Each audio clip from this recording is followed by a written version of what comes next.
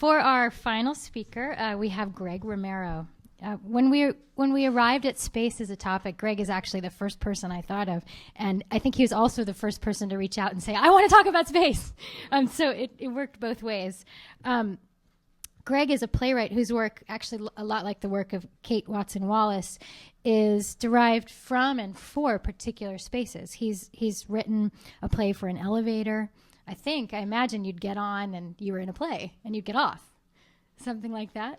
You get in and you ride the play to the top, and then another play comes in and you ride that play down the bottom. Yeah, perfect. I think he's written for bathrooms. So he transformed our living room into a performance space. So he really does think thoughtfully about space. He taught a course here at Penn where it was about writing and thinking about space, and he sent Penn students basically all over campus finding the interesting secret spaces, which is my favorite thing. So I think that's the perfect way to end this with Greg Romero. Please help me welcome him.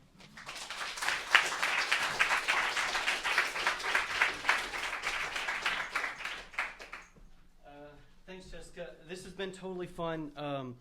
I'm a big geek about space, so to have this event, to listen to 6 other people talk about space has been totally exciting to me.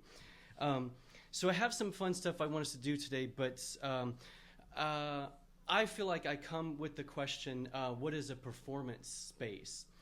So that's the question that I want us to engage with for the next 7 minutes. But before I do, I have 2 things that I need to ask for. One, James, if you can keep time for us, and at every minute marker, just tell me what minute we're on.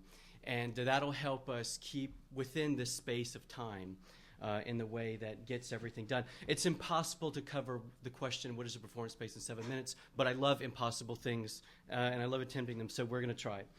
All right, so, and you can start timing, or have you already started? Start now! All right. I would like everyone, let's start by everyone just get up out of your chairs and sit into another chair that you haven't sat in before. Ever? Tonight.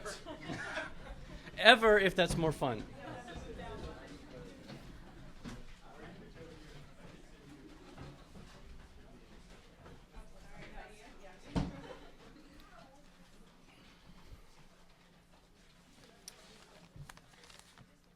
All right, so just to know what we're dealing with, how many of us feel like we have participated in a live theatrical event?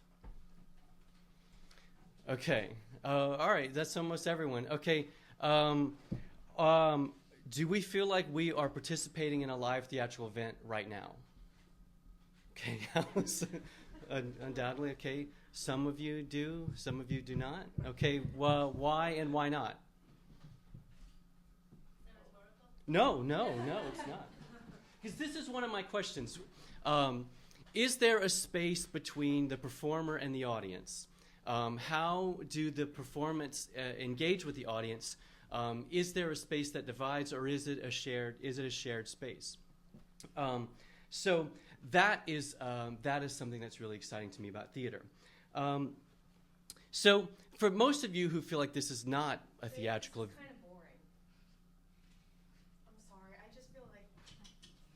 Okay. I saw a really interesting move around thing already. Sorry, baby. Okay. All right. So, well, let me ask this. Let me just give me a second.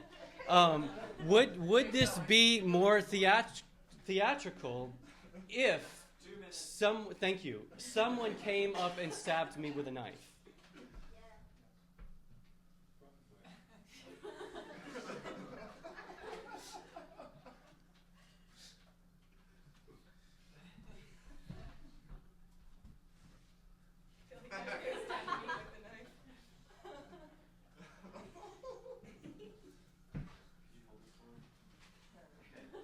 What I'd like you to do, whenever you get bored, the moment you get bored, come up and stab me.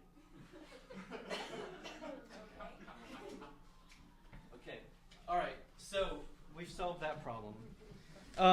And I keep this note on me because it's unlikely that I'll be stabbed tonight. But just in case I do, I have a note in my pocket that explains everything, so it's okay. And could I get someone to hold this note? 3 minutes. Okay, thank you. If you could just hold this note, thank you. And if someone stabs me, then please read this note. All right, so I do theater because I feel like theater does a couple of important things inherently that are very important to me. One, it gathers humans together in a shared space, and it...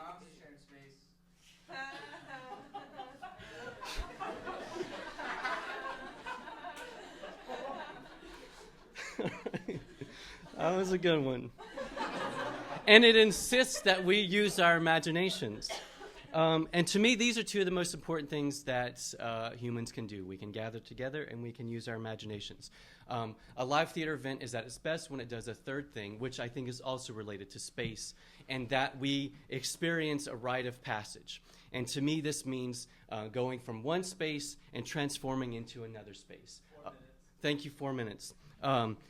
When we transform space, it is a ritual, a rite of passage, and only live theater can do that at its best. So this brings me back to the question, what is a performance space? Is it the physical space which surrounds us, or is it the imaginative space which we all are participating in? So what I'd like to do, to borrow a technique from Kate Watson Wallace, let's move all of the chairs back to the walls in an organized way in which we can all see each other. So let's do that now as quickly as possible.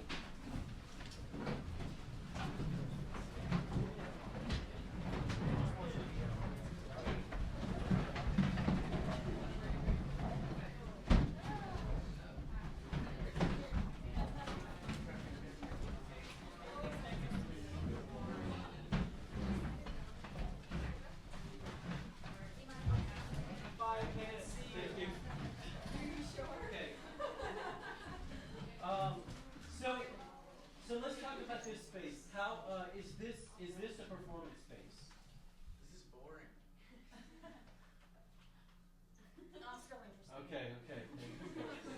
Yes. Okay, yes. Let's continue to play with this. If this is a performance space, says Allison, where is the performance? The receipt. Okay. We have our eyes focused to the empty space in which there is something, an object. Perhaps this is a performance. What else? How else is this a performance? I think we're all performing. Oh, okay, Kate. We're all performing. All right. Do you agree with her? 6 minutes. Thank you. No, this is just killing my eyes.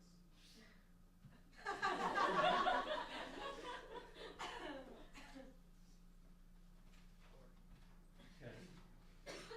All right. So, what if we whose back? Can I move this back?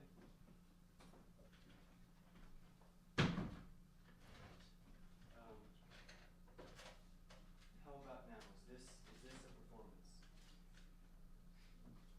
You're not really Yes. doing anything. No? It's a lame one.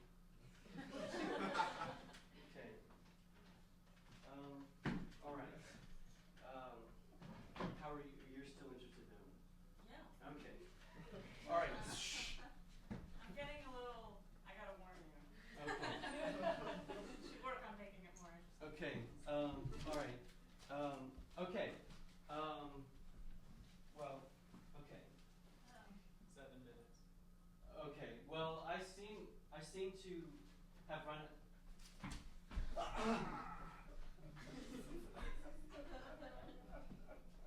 I was actually. Oh no! Forgot it.